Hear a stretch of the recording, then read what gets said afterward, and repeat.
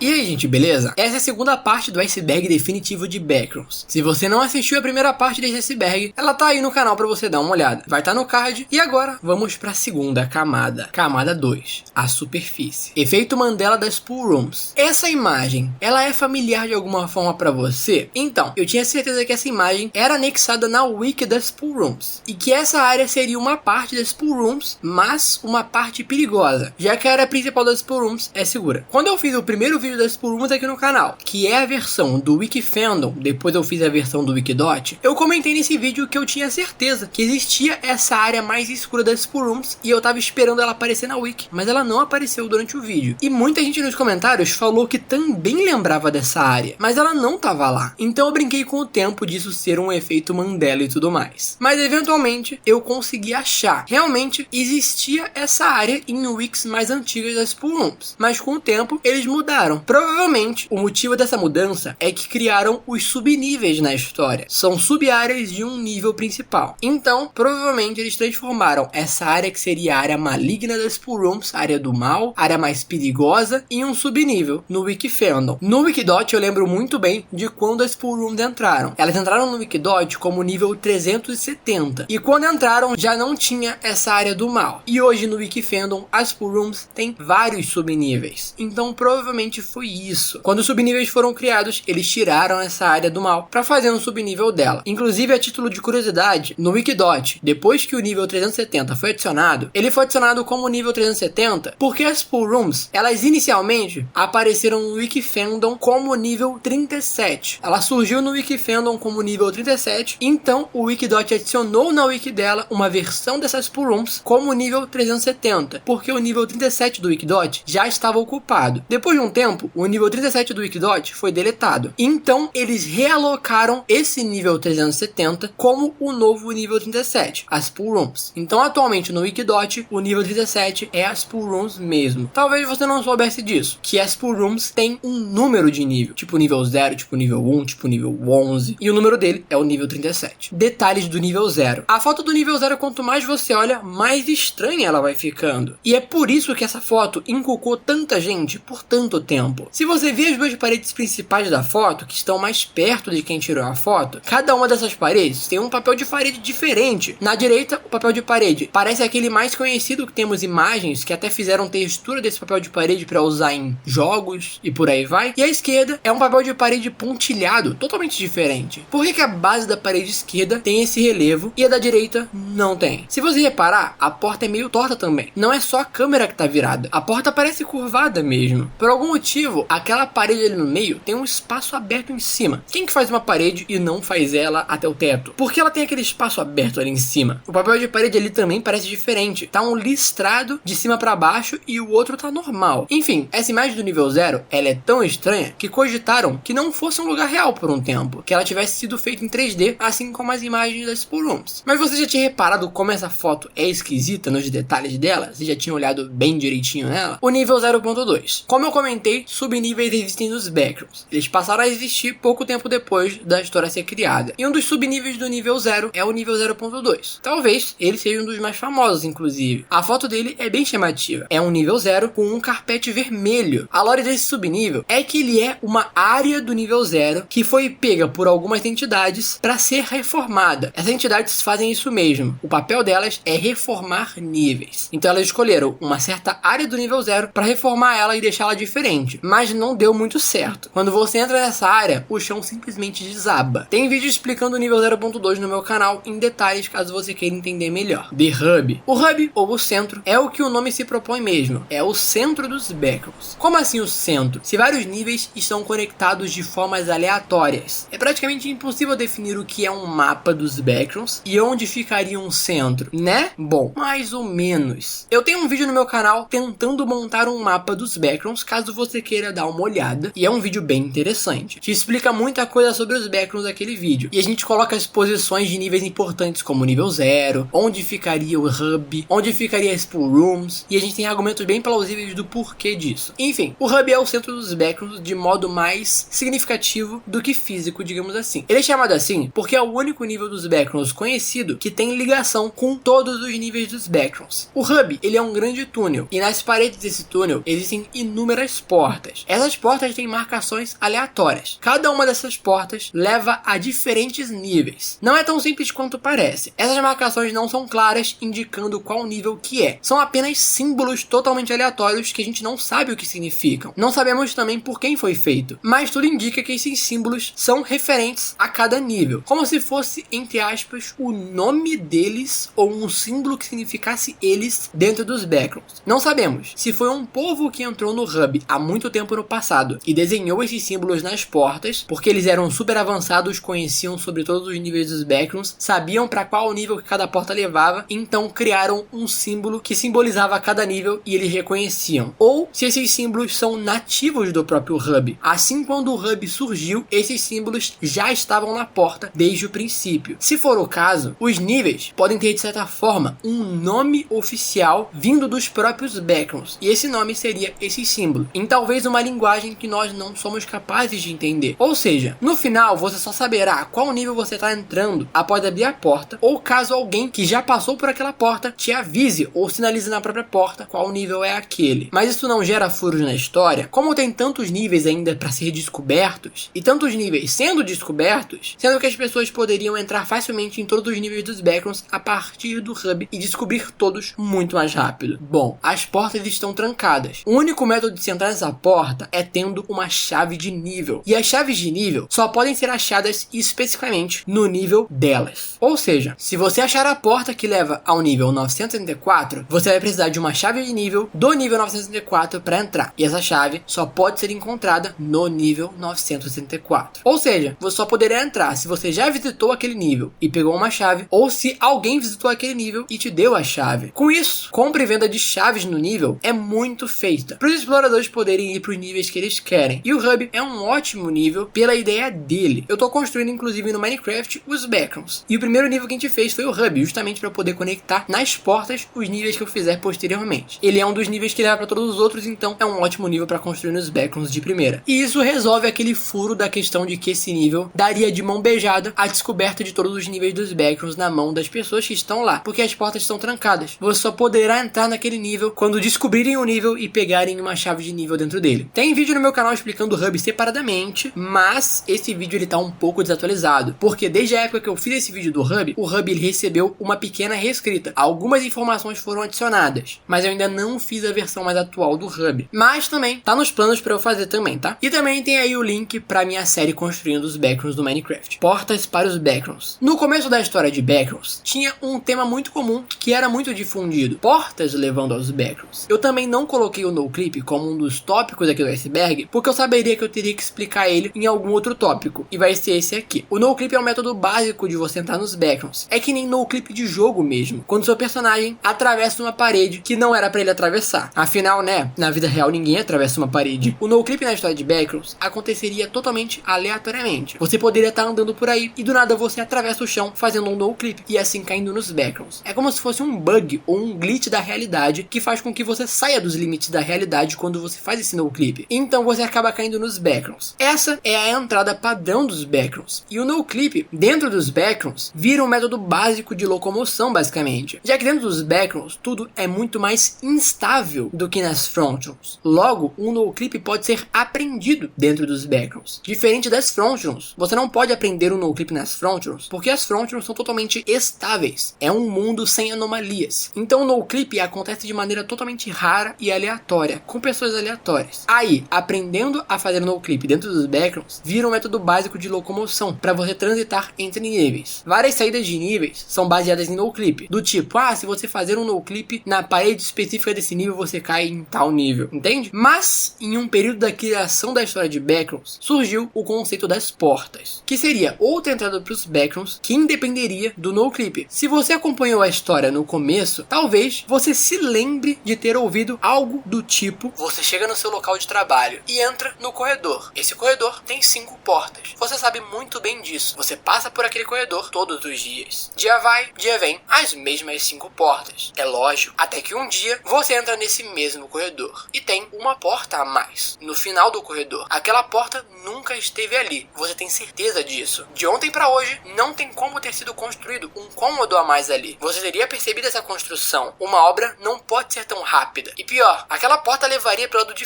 fora do prédio. Aquilo não faz nenhum sentido. Tomado pela curiosidade e surpresa, você vai até a porta para verificar o que é. E quando você abre, um lugar amarelo, enorme, com luzes fluorescentes brilhantes. Quando você olha para trás buscando a porta para sair daquele lugar estranho, você percebe que ela não está mais lá. Esse é um conceito incrível que tinha na história inicial de Backrooms. E esse conceito era bem difundido como uma alternativa à entrada clássica do NoClip. Portas aparecendo em lugares aleatórios, onde elas não existiam antes. Outro conceito de entrada para os Backrooms que também tinha, mas era menos difundido, era a parede mais escura. Um lugar onde tinha uma parede mais escura. E ela parecia inclusive dar umas glitchadas, sabe, como se ela fosse meio bugada? Se você passasse por ela, você também estava nos Backrooms. E cara, esse conceito das portas era uma das poucas coisas da história antiga de Backrooms que eu acho que valia a pena estar na história atual também. Isso realmente ficou no passado da história de Backrooms, mas eu acho que era muito bom. Lembro de 1 ou 2 níveis, hoje em dia citando algo do tipo, mas não é um tema muito abordado. Não temos personagens importantes da história de Backrooms que alegaram que chegaram nos Backrooms desse jeito. Eu sempre que posso aqui no canal dou aquela alfinetada na história antiga de Backrooms porque ela tem muitos erros e muitos furos. Mas isso aqui era algo que tinha de muito bom no começo da história que realmente eu sinto falta. O trigo do nível 10. O nível 10 é um campo de trigo que todos conhecemos. Inclusive, ele foi reescrito no meio do caminho. Ele usava essa foto antigamente e atualmente ele usa essa e a história foi um tanto mudada. Eu tenho um vídeo no meu canal sobre os dois níveis 10, tanto o antigo quanto o novo. Inclusive no vídeo do novo nível 10, eu discuto se essa mudança foi necessária, se essa mudança foi boa. Enfim, nada é perfeito em uma história comunitária, né? Não tem como. Mas o nível 10, por ter trigo à vontade, pode causar a primeira impressão de que, cara, é uma comida ali infinita nos Backrooms. E de fato não é um pensamento totalmente errado. De fato, nos Backrooms tem níveis com comida infinita. O nível 6.1 é o melhor caso disso. Tem vídeo no canal também. Mas o trigo do nível 10 não é bom pro consumo. Ele simplesmente não tem nutrientes. E se uma pessoa ficar comendo só ele, ela vai morrer. Porque é como se ela estivesse só tomando água, sei lá. Falta nutriente, saca? Isso é um certo plot na história. Mas esse problema do trigo do nível 10 ser inútil é resolvido pelos grupos dos Backrooms, que usam outros níveis para plantar trigo que realmente são trigos que dá para comer. Tipo o nível 184. O nível 184, eles são campos de canola. É como se fosse o nível 10, mas com canola no lugar do trigo. É um nível com solo muito fértil e ele é conectado ao nível 10. Então a partir do nível 10 você pode chegar nesse nível com certa facilidade e o nível 10 é um nível seguro, assim como o nível 184. Então as pessoas usam o nível 10 para chegar a esse nível e lá eles plantam coisas. Trigo é plantado no nível 184, arroz é plantado lá também, várias coisas são plantadas lá. Então são colhidas, levadas ao nível 10 e a partir do nível 10 são levadas ao nível 11, porque o nível 10 também tem conexão com o nível 11 e a maioria da população dos Backrooms está no nível 11. Então lá essa comida é distribuída. E talvez aqui, se você é uma pessoa nova no canal e não entendia como funcionava a vida dentro dos Backrooms, agora você tem alguma noção dela. E talvez tenha percebido agora como essa história é mais profunda do que parece. As pessoas realmente utilizam os níveis dos Backrooms para plantar coisas, distribuem essa comida por outros níveis onde as pessoas vivem. Enfim, realmente existe uma população dentro dos Backrooms vivendo lá e aproveitando os recursos do lugar para tentar viver uma vida normal. Mas enfim, essa questão do trigo do nível 10 é uma curiosidade muito interessante sobre a história. A localização do nível 188. O nível 188 é esse aí que tá na tela. Se você acompanhou o Backrooms no começo da história, você também deve lembrar dessa foto. Mas essa foto, diferente do nível 0, eles acharam bem rápido o lugar real dessa foto. O lugar é esse aí. Dá uma olhada como esse lugar é doido. Dá até pra ver onde a foto foi tirada. A localização no mapa, inclusive, é essa aí, caso você queira ir lá dar uma olhada por conta própria. O nome do lugar é esse também, caso você queira pesquisar pra saber sobre também ver mais fotos, sei lá o que. Mas é realmente um lugar que parece de outro mundo, a construção disso é muito diferente. A nostalgia. Sendo uma história comunitária, Backrooms teria que pelo menos ter um norte, um tema principal, para que as pessoas que fossem fazer níveis tivessem uma base de onde partir. Uma mínima lore, digamos assim. Acabou que espontaneamente isso surgiu. A nostalgia. É totalmente canônico em Backrooms a questão da nostalgia e que era um dos principais temas da história. A nostalgia das Frontiers. A nostalgia de querer voltar para a realidade. O desejo de voltar para a vida que você tinha antes. De voltar para os seus pais, de voltar para os seus amigos, animais de estimação. A segurança das Frontiers, que é muito mais segura que os Backrooms. Por mais que tem gente que hoje em dia na história jure de pé junto que os Backrooms ficou uma história fofa com o tempo, porque tem alguns níveis que são habitáveis para se viver, e aí por conta disso, esses níveis seriam melhor do que morar nas Frontiers. Você não está sabendo de tudo, amigo. Mas a gente ainda vai falar sobre isso mais à frente no iceberg, tá? Sobre o porquê os Backrooms definitivamente não são seguros, nem em níveis habitáveis. Toda essa vontade de voltar pra casa é a nostalgia que a história se baseia tanto. Alguns níveis, inclusive, têm isso como seu tema principal. O nível 101 é literalmente uma cópia das Frontiers, para você achar que voltou pra casa. Mas quanto mais tempo você passa no nível, mais você percebe coisas estranhas, ficando cada vez mais bizarras. O nível 345 é um parque que você pode juntar fichas e trocar essas fichas por memórias. Você pode reviver a memória das Frontiers mais vividamente. E muita gente fica viciada nesse nível por conta disso. O The End é clássico. É uma armadilha para você achar que finalmente saiu dos Backrooms, mas não saiu também. Essa parada da nostalgia também tá ligada à busca de sair dos Backrooms. Existem itens dos Backrooms que são tipo drogas, que você usa e ao usar você fica viajando, achando que voltou pra realidade. O nível 998, inclusive, é um ponto onde muitas pessoas vão tirar a própria vida, justamente por não aguentarem ver nos Backrooms e preferirem isso. E cara, tem uma notícia pra você: saída dos Backrooms não existe. Cara, você tá muito desatualizado na história se você acha que tem uma saída de Backrooms. A saída de Backrooms era algo que existia no começo da história. E como eu disse, no começo da história tinham muitas ideias ruins, muitos níveis ruins. Muita coisa foi revista e reescrita. E perceberam algo óbvio: não adianta. Uma saída dos Backrooms, ela acaba com a história mesmo. Se tivesse uma saída, não teria o sofrimento das pessoas com a nostalgia. Se tivesse uma saída, pessoas que ficaram desaparecidas por anos voltariam do nada, todas de uma vez, porque descobriram uma saída. Seria uma enxurrada de pessoas que estavam desaparecidas há mó tempo, chegando todas de uma vez, falando que estavam em um universo paralelo. Uma pessoa alegando isso, sim, poderia ser levado como loucura pelas pessoas das Frontiers, mas milhares ao mesmo tempo, isso faria com que o povo das Frontiers descobrisse sobre os Backrooms. E pronto, vira uma história de ficção científica. O pessoal das Frontiers iria começar a pesquisar sobre os Backrooms, iria ficar igual um Kane Pixels. E a gente já tem a história do Kane Pixels, então a gente não precisa transformar nenhuma das Wix em um Kane Pixels 2. Quem caísse nos Backrooms hoje só iria sair, caiu, saiu, e aí não tem história. Os Backrooms ficariam deserto em pouco tempo. A maioria das pessoas iria sair de lá porque é muito perigoso. E outra, pessoas nascidas nos Backrooms, que nunca existiram na realidade, do nada iriam aparecer no mundo real. Milhares de pessoas, sem registro algum, vindas de um mundo paralelo, aparecendo no mundo real, do nada, ao mesmo tempo. Não adianta tentar meter uma desculpa de que,